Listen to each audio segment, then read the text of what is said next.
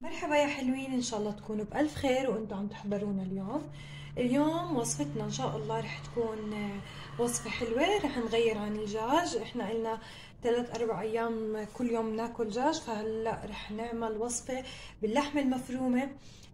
فخليكم معنا عشان تشوفوا تفاصيل الطبخة.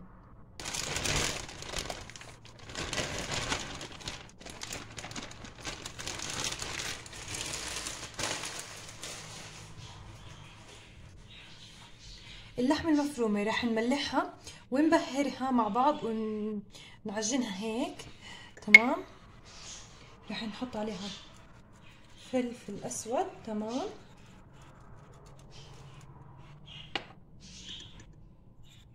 ورح نحط عليها ملح، ورح نحط كمان عليهم بهارات مشكلة. تمام. رشة بهارات مشكلة، ورح نحط عليهم شوية فلفل مطحون، ورح نحط عليهم قلنا شوية فلفل مطحون، ما بنكتر انه كتير حر هذا الفلفل.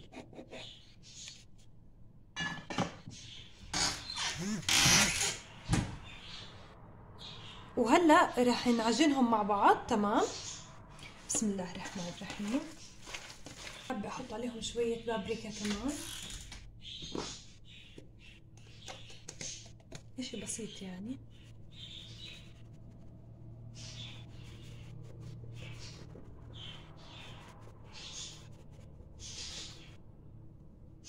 وهلا رح نشكل اللحمه مع بعض على اساس ما بدنا نقليها قلي، بدنا نشوحها تشويح بالزيت. تمام.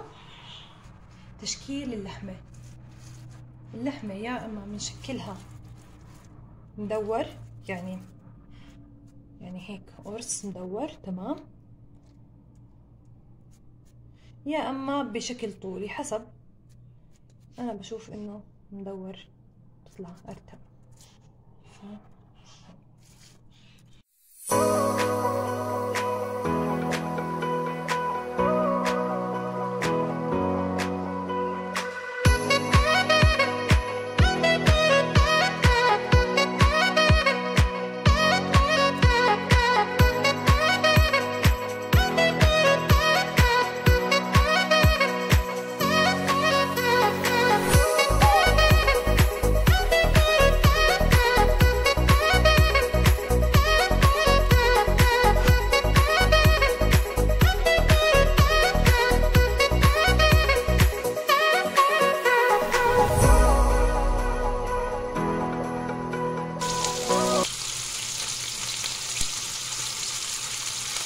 شايفين بس هيك ياخد شوية لون، اللحمة تاخد شوية لون وتتناسق.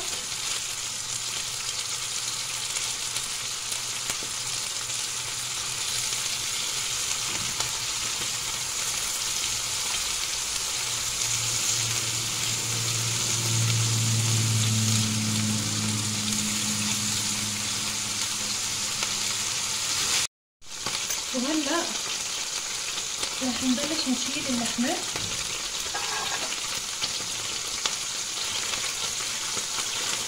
وهيك اللحمة صارت جاهزة عنا. هلا بدنا نقطع الخضار ونقليها ونرتبهم بالبايركس عشان نحطهم بالفرن. وهون نقعت الرز اللي بدي اعمله، رح اعمل رز بالشعرية عادي يعني، بس رح نعمله مع بعض.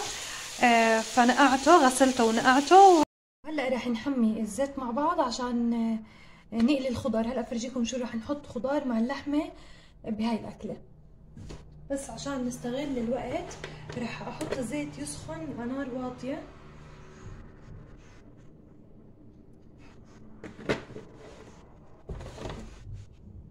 وهلا رح نقطع البطاطا، رح اعمل هيك ورح اقطعها بشكل نص دائره، او على قولة ماما اقمار. تمام.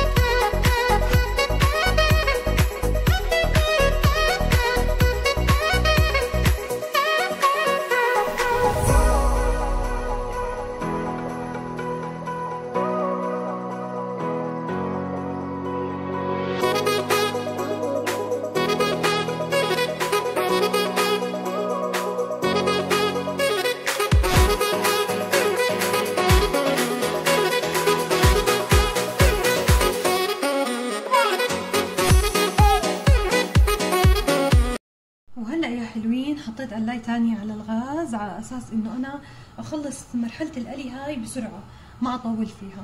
فحطيت قلايتين وحميت هاي القلاية، فراح ابلش انزل فيها البطاطا او انزل فيها الباذنجان، خلينا وخلي القلاية الكبيرة للبطاطا.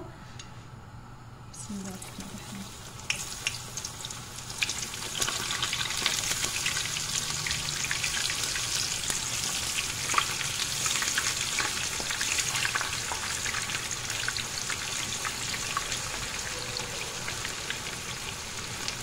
وهلا رح ابلش احط البطاطا.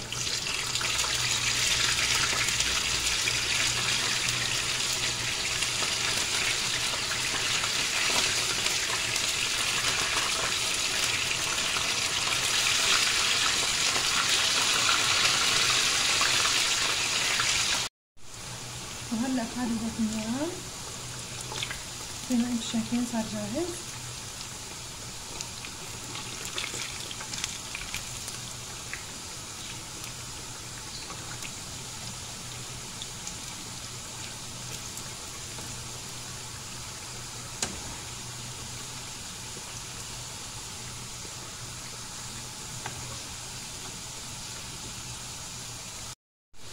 وهلا البطاطا عندي صارت جاهزة، رح اشيلها من النار.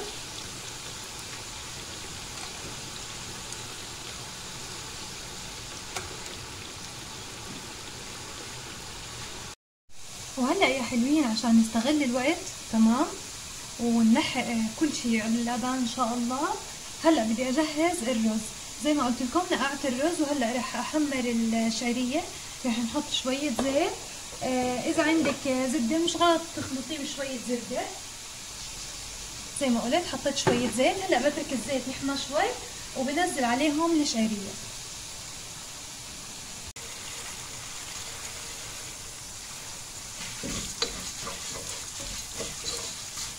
هلا لون الشعريه عندي صار ممتاز تمام، فرح هلا انزل عليها الرز.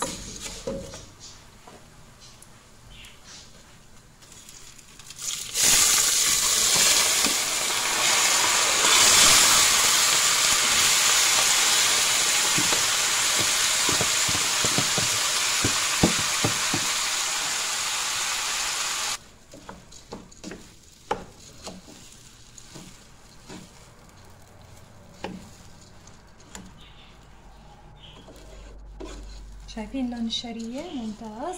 وهلا رح تفتح معي شوي مع ايش مع استوى الرز. وهي هلا رح املح الرز، بده تقريبا معلقة،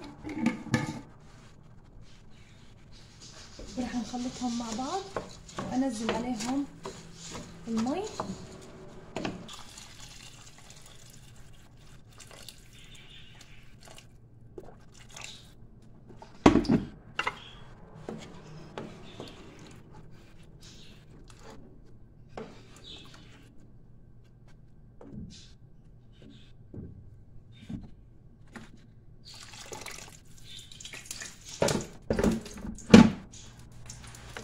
هيك صارت المي عندي ممتازة. راح اغطي عليها واترك الرز يستوي براحته.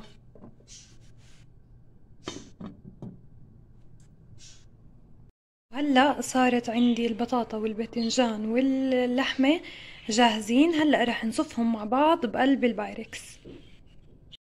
وهلا يا حلوين رح نصف مع بعض الخضار واللحمة بقلب البايركس. اول اشي شو رح نعمل؟ رح نحط قطعة بطاطا تمام، وقطعة باذنجان، وبعديها قطعة لحمة تمام.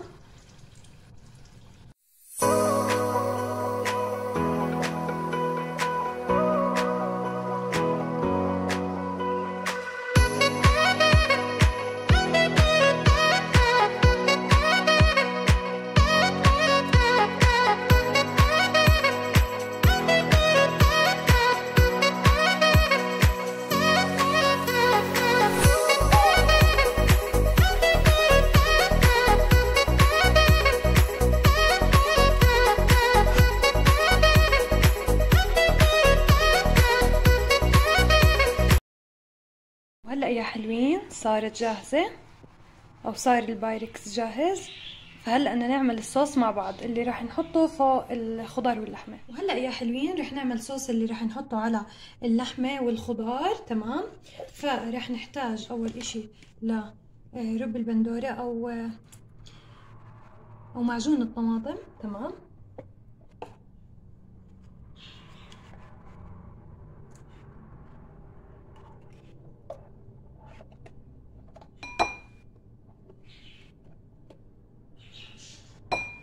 اوكي هاي رب البندورة.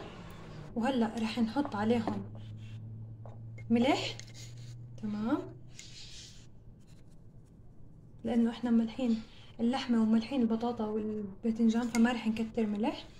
ورح نحط فلفل اسود. اوكي. وشوية حر لانه احنا جماعة بنحب الحار. تمام. ورح نحط شوية بهارات مشكلة.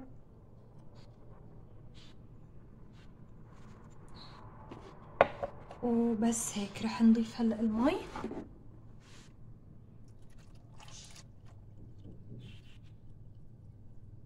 ما رح تكون المي كتير، المي يا دوب. هلا بنشوف.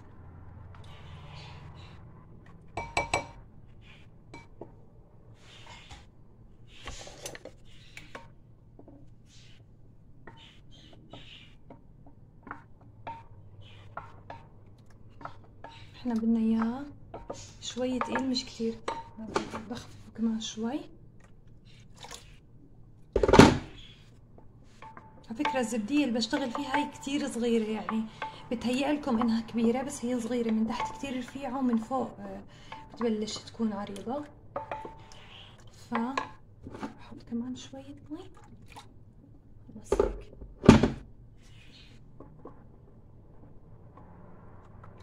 شايفين كيف قوامها ممتاز، مش تخينة ولا رفيعة او مش تقيلة ولا رفيعة. وهلا رح نبلش نحطها على البايركس. تمام. هيك نوزعها.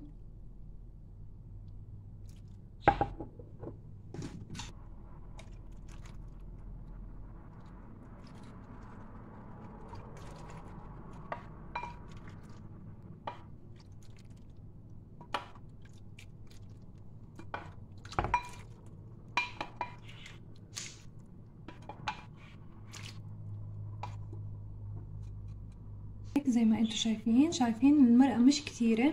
هلا فرجيكم اياها. المرقة مش كتيرة، يا دوب على مستوى اللحمة والخضار، يعني مش طالعة لفوق. تمام. وهلا بنحطها بالفرن من تحت حوالي ربع ساعة، وبعدين من فوق بحمرها تحمير حوالي من 3 ل 5 دقايق، وبتكون ان شاء الله محمرة وجاهزة. وهيك تقريبا طبقنا صار جاهز لليوم. وهلا بس بدي اسخن الشوربة واعمل الفتوش. الرز عندنا صار جاهز. تمام. وهي البايركس تبعنا بالفرن عم بحمره.